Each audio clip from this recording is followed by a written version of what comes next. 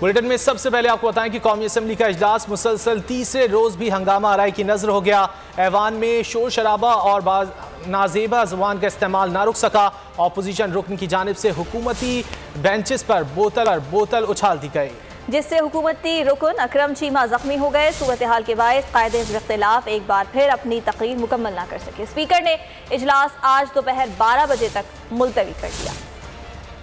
कौमी असम्बली का इजलास तीसरे दिन भी हंगामे की नजर। हंगामा आराई करने वाले अराकीन के दाखिले पर पाबंदी भी ऐवान में शोर शराबे और नाजेबा जबान के इस्तेमाल को ना रोक सकी। बजट किताबों के बाद असम्बली में बोतलें भी चल गयी। शहबाज शरीफ की तकरीर के दौरान अपोजिशन बेंचेस पर बैठे किसी रुकन ने सैनिटाइजर की बोतल हुकूमती नशिस्तों की तरफ उछाल दी। सैनिटाइजर की बोतल लगने से हुकूमती रुकन अकरम चीमा जख्मी हो गए। स्पीकर ने फौरन नोटिस लेते हुए हुक्म दिया कि जिसने भी बोतल उछाली उसे ऐवान से बाहर निकाला जाए। स्पीकर की हिदायत पर अरकान की नशिस्तों से सैनिटाइजर की बोतलें हटा ली गई। लीडर की तकरीर तीसरे रोज भी मुकम्मल ना हो सकी। क्या पार्लियामेंट का इजलास ऐसे ही चलेगा? स्पीकर इजलास बुलाते हैं और उठकर चले जाते हैं। शहबाज शरीफ बरस पड़े। सर, स्पीकर बुलाते हैं और उसके बाद जो है एडजन कर देते हैं। ये मामला क्या है और क्या मामला इसी तरह ही चलेंगे?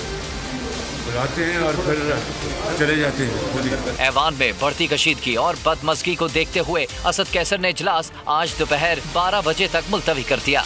कौमी असम्बली में हंगामा आराई, वाज़े फुटेजेस के बावजूद वज़रा और दर्जनों अरकान मअतली से बच गए। वज़ीर आज़म ने वज़रा को बेकसूर करार दे दिया। असम्बली सेक्रेटेरिएट की 50 अरकान को मअतल करने की सिफारिश मुस्तरद कर दी गई। वज़ीर आज़म के मौक़िफ़ के बाद सिर्फ 7 अरकान की मअतली का ऑर्डर जारी किया गया। मअतल होने वाले अरकान में वज़ीर आज़म के मामले खुसूसी अली नवाज़ आवान, फ़हीम खान और अताउल्लाह शामिल हैं।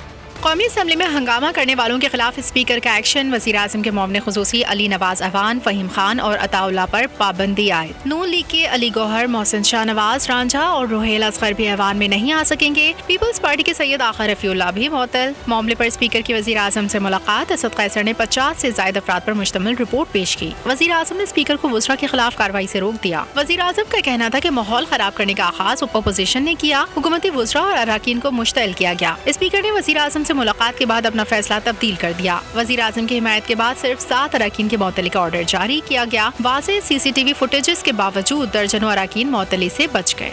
कौमी असम्बली में गर्मा गर्मी ने अपोजिशन की कुर्बतें बढ़ा दी। शहबाज शरीफ और बिलावल भुट्टो की पार्लियामेंट हाउस में मुलाकात में आइंदा सियासी हिकमत अमली पर मिलकर अमल करने पर इत्तेफाक हो गया। दोनों रहनुमाओं ने बजट इजलास के हवाले से लाहे अमल पर गुफ्तगू की। गुज़िश्ता रोज के वाक़े पर अफसोस का इजहार किया गया। शहबाज शरीफ ने कहा, कौमी असम्बली में होने वाला वाक़या जग हसाई का सबब बना।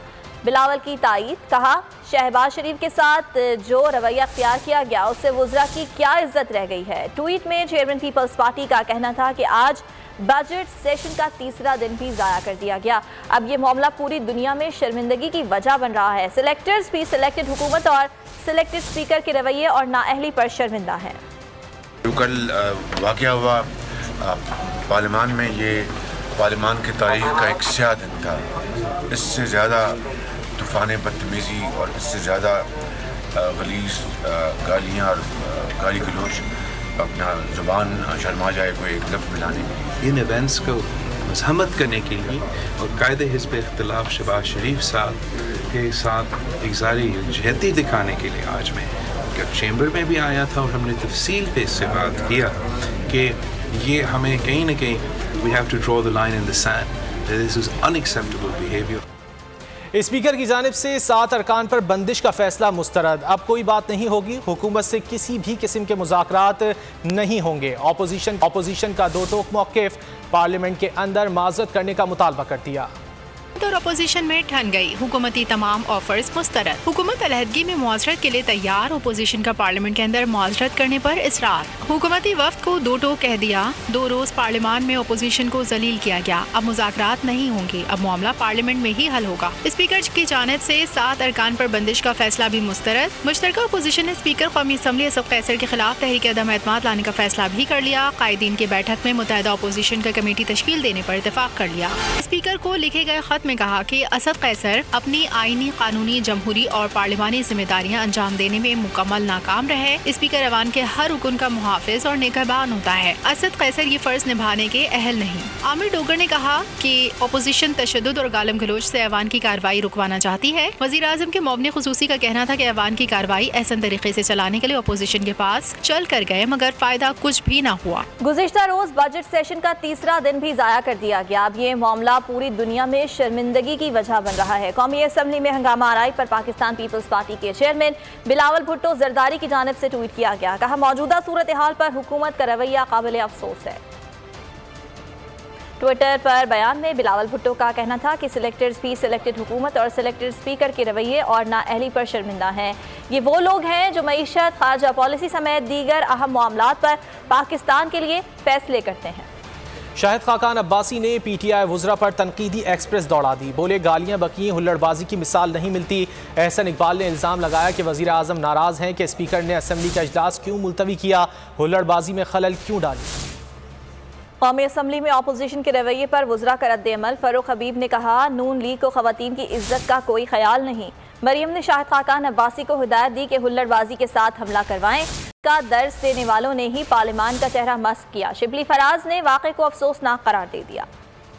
मलिका बुखारी को टारगेट किया गया, चेहरे के ऊपर बजट बुक मारी गई। आई स्पेशलिस्ट की रिपोर्ट है कि उनकी बाईं आंख कहलाता है, जख्मी हो गया, उनकी आंख जाया होने का खदशा। मरियम सफदर ने शाहिद खाकान अब्बासी को हदायत जारी की, न सिर्फ हुल्लड़बाजी को करवाएं बल्कि हमला करवाएं। चचा की तकरीर नहीं पसंद थी तो अपने लोगों के जरिए हमले करवा कर ये काम। जो भी हुआ अफसोसनाक था, लेकिन हम ये भी देखते हैं कि अगर आप माजी में जाएं तो ये पाकिस्तान मुस्लिम लीग, नून और पीपल्स पार्टी, ये लोग इन्होंने तो ये तो कल किताबें फेंकी गई, नॉट दैट कि ये होना चाहिए, लेकिन ये माजी में इनकी एक जो इन्होंने प्रेसिडेंट सेट किए हैं कि हिज़्ब इख्तिलाफ जमात जो है उन्होंने एहतजाज किया, बाइकआउट किया और वो ऐवान से निकल गए कि ये इनका वतीरा है शरीफों का।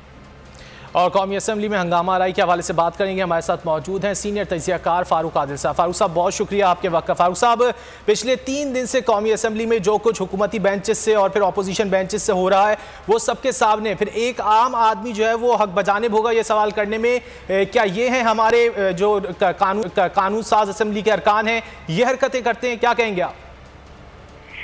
जी बिल्कुल, ये जो आपने सवाल किया कि क्या लोग ये सोचने में मजबूर होंगे कि क्या ये हैं कानून साज और ये हैं हमारे नुमाइंदे, बिल्कुल यही आम आदमी के ज़हन में सवाल पैदा होगा।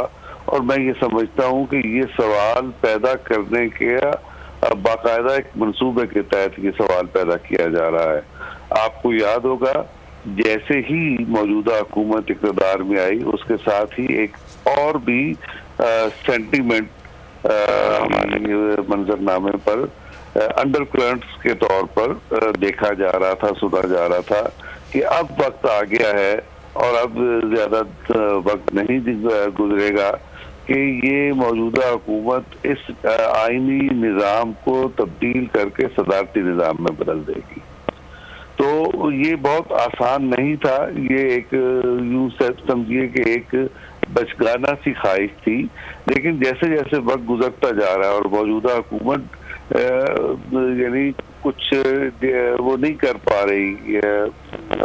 रही, कोई जो उसने दावे किए थे वो दावों पर यानी कोई अमल नहीं कर पाई, तो उसके नतीजे में उसकी मायूसी में भी इजाफा हो रहा है।